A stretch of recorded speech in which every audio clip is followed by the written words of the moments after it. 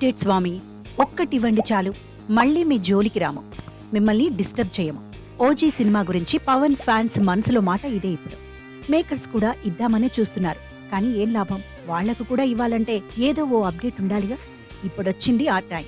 చూస్తుంటే OG time start అయినట్లే కనిపిస్తుంది. మరి అదేంటో చూద్దామా? పవన్ కళ్యాణ్ సినిమాల గురించి అప్డేట్స్ అడగడం కంటే పెద్ద క్రైమ్ మరోటి లేదేమో. అదేంటి అంత మాట అనేశారు అనుకోవచ్చు, కానీ అదే నిజం.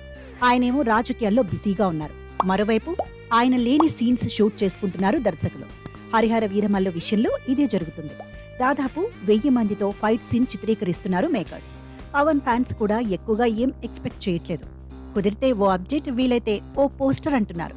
వీరమల్లు విషయంలో షూట్ అప్డేట్ ఇచ్చారు కాబట్టి అక్కడ ఫ్యాన్స్ ఖుషి. మరి ఓజీ పరిస్థితి ఏంటి? ఈ అప్డేట్ కూడా వచ్చింది. ఇప్పుడు ఇచ్చిందెవరో కాదు, ఆ సినిమా మ్యూజిక్ డైరెక్టర్ తమన్. త్వరలోనే ఓజీ తుఫాన్ వస్తుందంటూ ట్వీట్ చేశారైన. సుజిత్ తెరకెక్కిస్తున్న ఓజీ షూటింగ్ ఇప్పటికే 80% పూర్తయింది. 15 రోజులు పవన్ డేట్స్ ఇస్తే చాలు, సినిమా రిలీజ్ అయిపోతుంది. సరిగ్గా 2023 పవన్ పుట్టినరోజు కానుకగా ఓజీ టీజర్ విడుదల చేశారు మేకర్స్. ఈసారి మరో స్పెషల్ ట్రీట్ ప్లాన్ చేస్తున్నారు. సెప్టెంబర్ 2న పవన్ బర్త్డే స్పెషల్ గా ఓజీ ఫస్ట్ సింగిల్ విడుదలయ్యే అవకాశాలున్నాయి. టీజర్ లో వచ్చిన హంగ్రీ చీతా సాంగ్ వైరల్ అయింది.